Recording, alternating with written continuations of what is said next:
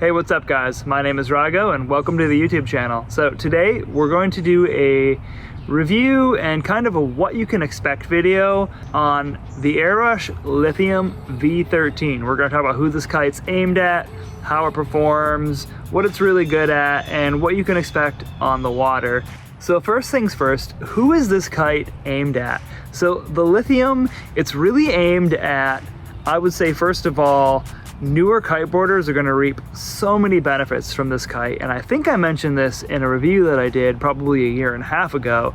But the cool thing about this kite is this is a kite that makes bad conditions fun. So when you go out and it's gusty, when there's a big variance in the wind, whether it's really up or really down, this is one of the smoothest kites that you could be on, and it really aids in that progression for a number of reasons. So for one, there's incredibly good bar feedback, and I think that's what stood out to me the most the first time that I reviewed and talked about this kite. Is you can be upside down and backwards and comfortable knowing where the kite is.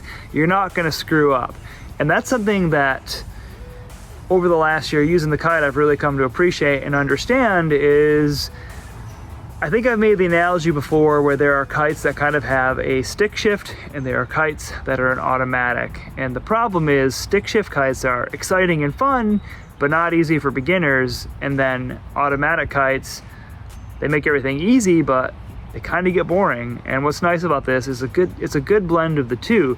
So it's pretty much impossible to make a mistake flying this kite with any errant kite movement and things like that. But it's still exciting to fly. It's if I had to sum it up in 3 words, it's fast, versatile, and forgiving. And that's probably the biggest takeaway. Now, as well, just carrying on with who this is for, I also think big air riders who are looking for a kite that has extra loft and hang time and forgiveness. So if you're working on your first board offs, for example, this is going to be an excellent kite. A lot of the feedback that I've got running demos of this kite, as well as people are often surprised that when they come out of a jump and they look down, they still have got another good 5 feet, whatever it is, drop in front of them that they had not anticipated.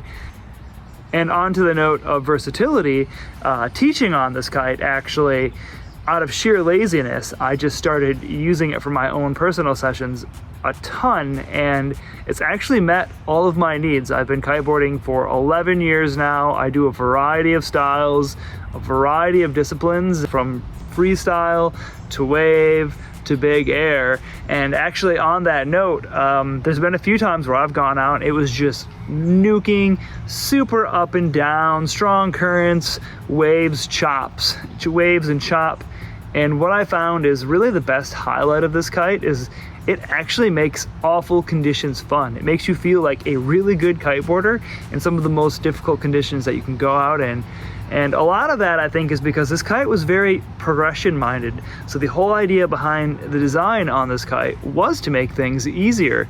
So I think in that last video, I called this a 90%er kite, and I stand by that. If you're watching this video, I almost guarantee that you fall into the camp of a 90%er kiteboarder, meaning if you're watching videos to learn about gear, you're gonna love this kite. The only person I wouldn't put this kite on is somebody who was seeking out something very specific and something very niche. So if you're a very specific freestyle rider, I would still urge you to go to a freestyle specific kite. If you were a very specific wave rider, I mean, there's kites like the Session that are literally made for just wave riding. Then likewise, if you're a competitive kite looper who's only doing big air, you're gonna be better served getting a Lift V3.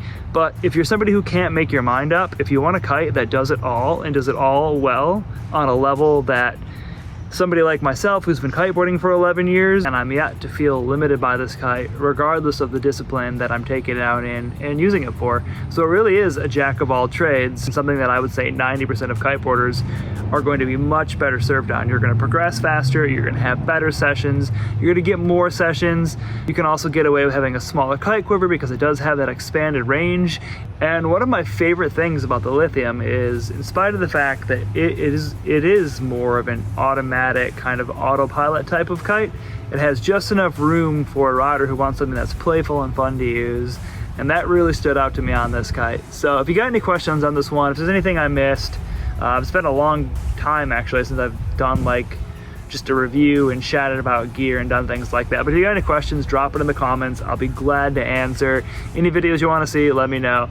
And please hit the subscribe button, and I'll catch you next time.